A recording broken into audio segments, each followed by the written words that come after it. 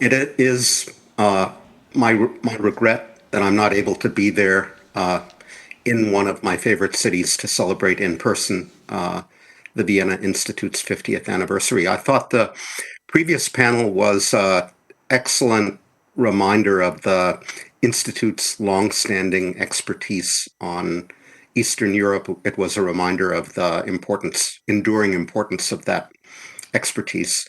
And I did appreciate the finance minister's few words about the public debt issue with which we're now faced, because that will be the topic of my keynote and, of course, the subject of the panel to follow. So you can see this now, I trust. I presume someone will tell me if you can't. The book about which on which this talk is based is co-authored, as I remind you here, with Asma El-Ghanani, who's at the International Monetary Fund, Rui Esteves, who's at the Graduate Institute in Geneva, and Chris Michner, who his picture shows you is here in California at Santa Clara University. Public debt is an issue, of course, in the euro area in Europe, but it's also an issue in the United States, where the press similarly reminds the public of the explosive growth of the debt ratio as a result, first, of the global financial crisis, and then the policy response to the COVID pandemic. Sound the alarm, USA Today reminded us a couple of months ago, as public federal government debt hit $30 trillion, and, quote, economists warned of the impact. Just last week, the U.S. Congressional Budget Office issued projections of the evolution of the federal government debt to GDP ratio over the coming decade. I should qualify this by reminding you that the CBO provides budget projections on unchanged law. So it is assuming that no tax increases on corporations like the ones that President Biden has proposed, no additional budgetary appropriations above and beyond what are on the books at the moment. But what these projections nonetheless show is, after a dip in 2023 on the assumption that the U.S. economy continues to expand, something that we can certainly discuss. After that dip, the budget debt, the debt ratio will continue to rise between 2023 and 2032 to even higher levels. So that is obviously a topic of much discussion and some concern among the informed and the uninformed, if you will, as well. So my co-authors and I, in our book, focus on European public debt history. Being so Eurocentric is a bit out of fashion in the era of global history, but we are unabashedly Eurocentric because early public debt history is Eurocentric. Early public debt history is European history. Sovereigns began to borrow, and markets in sovereign or public debt began to develop in Europe before they developed anywhere else, because war was especially prevalent in Europe. I show you here Europe's political geography circa 1200, when this practice really first began to develop. And you can see how the European continent was divided into hundreds of princely kingdoms, territorial states, some no more than cities with modest hinterlands, if any. This is a point that the famous historical sociologist Charles Tilly made, and others like the anthropological historian Jared Diamond at UCLA have linked this political geography to Europe's physical geography, the fact that the European continent is a landmass divided by multiple mountain ranges and river valleys that posed natural obstacles to the formation of more extensive territorial states. So the obvious contrast is with China, much of which, east of the Himalayas certainly, is a great plain. So Chinese emperors established a unitary state already more than 2 millennia ago, with a uniform written language, with a standardized currency, with a unitary tax system, and with a great wall to keep invaders from the north out. So because there was this unitary state protected from invasion from outside, at least unitary to an extent, protected to a considerable extent compared to Europe, China lacked the same need to borrow to raise armies and finance wars compared to Europe.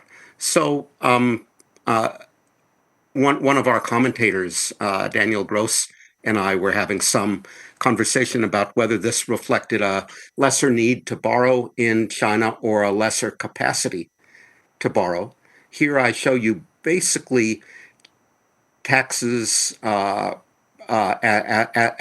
a share of a GDP proxy, circa 1750 and 1780 in 4 European countries and in China. And you can see that China taxed less. If you read comparative histories, you also find that China did have considerable administrative capacity, more, according to some accounts, than Europe, a civil service system that was better developed with competitive examinations, et cetera, et cetera. It was the different political geography reflecting the different physical geography, I would argue, and not differences in administrative capacity that reflected the lesser need to borrow in China. From the start, however, sovereigns, kings, states faced commitment problems when they sought to borrow. The king or the sovereign was the supreme earthly power. He was the embodiment of the state, as Louis XIV famously reminded his subjects, the irony being that this unlimited power limited the sovereign's ability to borrow, since there was nothing to prevent him from reneging on his obligations, and it followed from that fact that sovereigns could borrow only for relatively short durations at relatively high interest rates.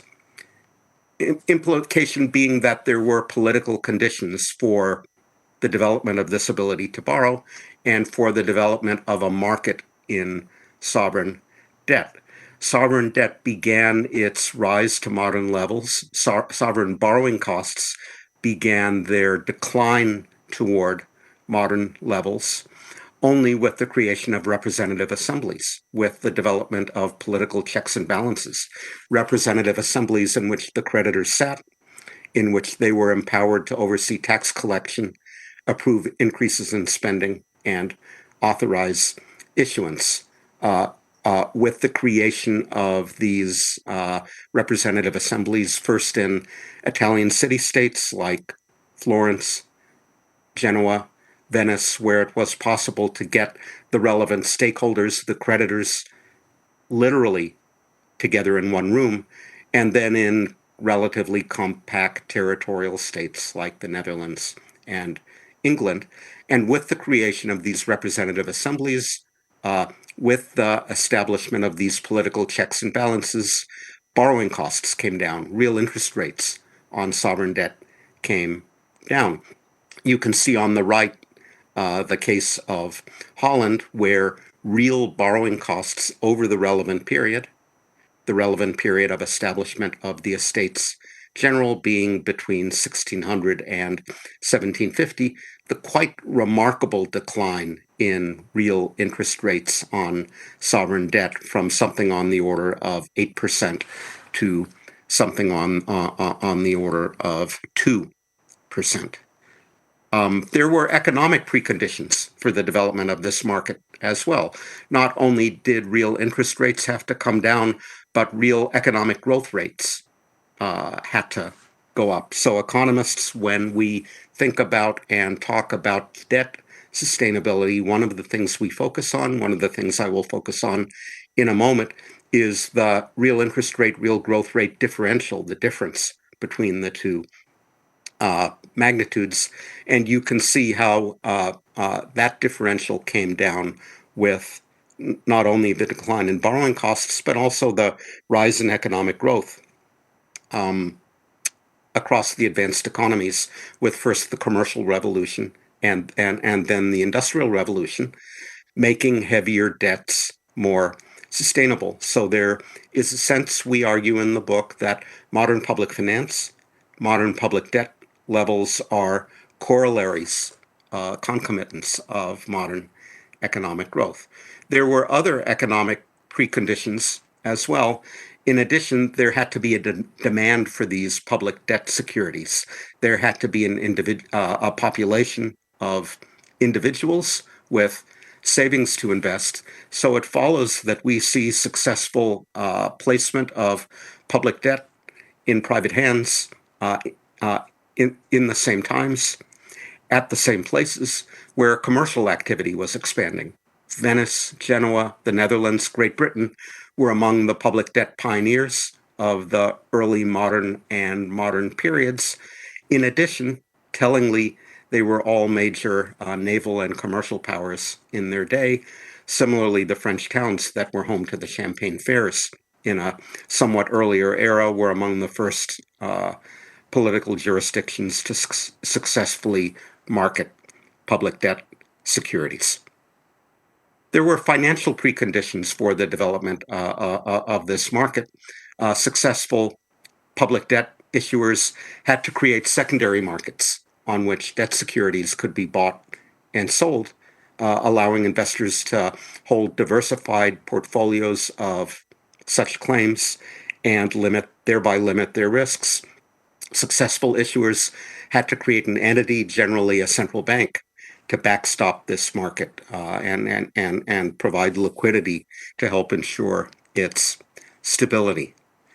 With spillovers to private markets, as government debt securities came to be seen as increasingly safe and liquid, they were accepted as collateral for other borrowing and lending. The growth of transactions in public debt securities then spurred the development of private debt markets.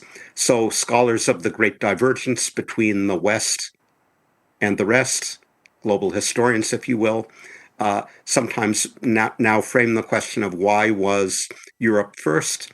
Why was it the first part of the world to experience modern, sustained economic, financial, and commercial development? So the answer is complex. The early development in Europe of a market in public debt is not the entire story, but by spurring private financial development, we argued that it was an important part of the story. Over time, the uses to which public debt has been put have evolved. Financing wars, financing the military, that's where I started, has always been of premier importance. So I show you U.S. public debt history on the right, and you can see how the evolution of the federal government debt to GDP ratio in the United States has been punctuated by wars, by the War of 1812, by our Civil War, by World War I, by World War II. The history of public debt has been punctuated by public health emergencies, how Siena and the city-states of Siena and Venice responded to the Black Death in the 14th century by borrowing in order to provide support for households and meet the public debt. Public health emergency provides, if you will, a historical parallel or precedent to the response to COVID-19. Starting in the 19th century, governments also borrowed to invest in roads, railways, ports, urban lighting, and sewers. the productive infrastructure associated with modern economic growth. Over the centuries, Dutch states borrowed to finance climate change abatement projects, land reclamation, and dikes, etc. And you can see from the example of the US Great Depression on the right how states have also borrowed to meet financial crises and economic emergencies. Responsible states borrow in order to meet emergencies. That's where the title of our book, In Defense of Public Debt, comes from. But they also enhance or restore that capacity once the emergency has passed.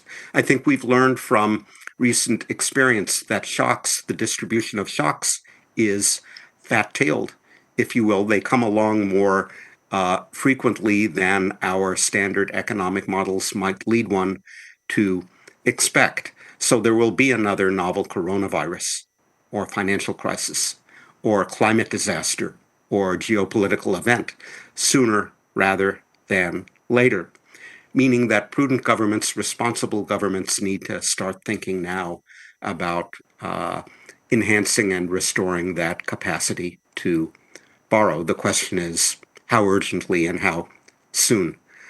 In the book, we look at a number of historic debt consolidation episodes, partly in order to highlight what is different between now and then. So history is often misused by people who draw parallels. We emphasize the differences between then and now. This is the standard equation for debt dynamics that all economists are familiar with, that the change over time, the evolution in the debt to GDP ratio, denoted here D, is a function of three things. Number one, the budget surplus to GDP ratio accumulated over time, where we look at the primary budget surplus relative to GDP, meaning excluding interest payments, which are accounted for separately in the second term on the right-hand side of this equation, where I show you the interest rate, growth rate differential interacted with it lagged or inherited debt. And then the third term, which is everything else, denoted the stock flow adjustment. It is off-budget expenditures, debt restructuring operations, everything needed to reconcile the flow of budget surpluses and interest payments over time with the observed change in the stock of debt on the left. So it's the stock flow adjustment by definition. We put that equation to work in a number of historical cases, like Britain after the French and Napoleonic Wars. So I show you this one because it's quite remarkable in a number of ways. Look at the left-hand axis and the solid line.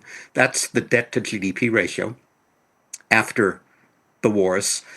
200% of GDP, higher than in the United States, twice what it is currently in the United States, twice what it is currently in the euro area as a whole. And you can see how that came down to basically zero over time as a result of Britain running primary budget surpluses year after year after year for fully 9 decades because of a Victorian philosophy of sound finance, because of the absence of shocks. There was really only one war of consequence, the Boer War at the turn of the 20th century. There was the awareness that there could be another great war, and it was important to restore the government's capacity to borrow. All that translated into primary surpluses, subtext being, do you think that our governments can run primary surpluses year after year after year for 90 years? Do you think the Greek government or the Italian government today can do that? Here's the case of the United States after our Civil War. The debt to GDP ratio was somewhat lower, but the dynamics were similar. Federal government debt was eliminated. It was essentially extinguished over 50 years by the eve of World War I by running primary budget surpluses year after year for fully 5 decades, reflecting strong creditor influence in society, reflecting the presence in the Federation and the Congress of Southern states opposed to all forms of expansive federal spending, reflecting the fact that this was a long period of peace interrupted only by the Spanish-American War at the end of the 19th century. So it's often argued that the U.S. grew out of its high public debt over the period, that immigration was a large part of the story. Not true. It was entirely budget surpluses year after year for fully 5 decades that eliminated the debt. Subtext being, do you think that our governments can do this today? And finally, the case of France, which came out of the Franco-Prussian War after 1870 with a debt ratio of 100%, which basically cut that debt by half over 2 decades prior to World War I because of an elite that saw the high probability of another war coming and wanted to enhance and restore the capacity of the government to borrow. So you can see here the debt arithmetic that I showed you before applied to these 3 cases. Britain in the first row of the table, the US in the second row, France in the third. The starting level of public debt, different years for different countries, is shown here. The ending level in 1913 in all 3 cases is shown here. And you can see the percentage point decline in the public debt to GDP ratio in each case is fully matched in France or more than fully matched in the US and Britain by the cumulative effect of budget surpluses over the period. It was entirely or more than entirely fiscal effort that led to successful debt consolidation in all 3 cases, subtext being, do you think our governments can do this today? We look in the book also, and so that's the question, can we exert analogous fiscal effort today? Hugo Panizza and I looked at this a couple of years ago. We looked at all cases where governments were able to run primary budget surpluses of 5% of GDP or more over a period of 10 years or more since 1970, and we found exactly 3. Norway after 1999, Belgium after 1995, Singapore after 1990. These are all special cases. Norway, you will know, discovered immense amounts of oil and gas in the North Sea and wanted to sock away the money in its sovereign wealth fund for future generations. Belgium was the heaviest indebted European member state in the 1990s and desperately wanted to qualify for the monetary union. So it ran large budget surpluses year after year for a decade. And Singapore, with its impeccably strong technocratic government, and again, wanting to put money into its sovereign wealth fund after 1990. Subtext being only exceptional governments in exceptional circumstances can do this. Do you think our governments can do this today? In the book, we also analyze some other cases that you wouldn't want to emulate. So Germany, and had I had more time, I would have given you the same figure for Austria, liquidated its public debt after World War I through hyperinflation, but the implications of that were 2. Number 1, the Weimar government faced high borrowing costs thereafter and a public debt which began to rise rapidly again in the second half of the 1920s, and political polarization with very unfortunate political consequences in the 1930s. So clearly not an example anyone would want to emulate. What about inflating away the debt? So there are prominent economists such as Charles Goodhart who argue that debts will be inflated away in the not too distant future. I'm skeptical that this will be the case. So clearly 8, 9, 10% inflation in calendar year 2022 is helpful for reducing the debt ratio in the US and the euro area by 8, 9%. That's what the Congressional Budget Office in the third slide that I showed you reminded us of in the case of the United States. But I doubt that this will be helpful or occur in the longer run. Investors will adjust maturities. They will move to shorter term debt. So the increase in inflation would have to be very large, or there would have to be repeated inflationary surprises. And I think investors in our political systems, older people with holding fixed income securities, would push back against that powerfully. And I think stability culture is deeply ingrained in today's central banking community. So we're all talking about whether the ECB and the Fed are behind the curve, letting inflation rise to excessive levels, but they've signaled clearly what they intend to do. And I fully believe that they will do it, and they will damp down today's high single-digit inflation rates. At what cost in terms of economic growth? Well, we can talk about that. What about, so we look in the book at all debt consolidations, instances where the debt to GDP ratio was reduced by at least 25% of GDP. We look at episodes of any length, including one-year bursts of inflation that successfully reduced the debt to GDP ratio by 25%. You can see those as variant number one, and you can see that these did succeed in reducing debt ratios because by raising inflation and reducing the real interest rate on the debt.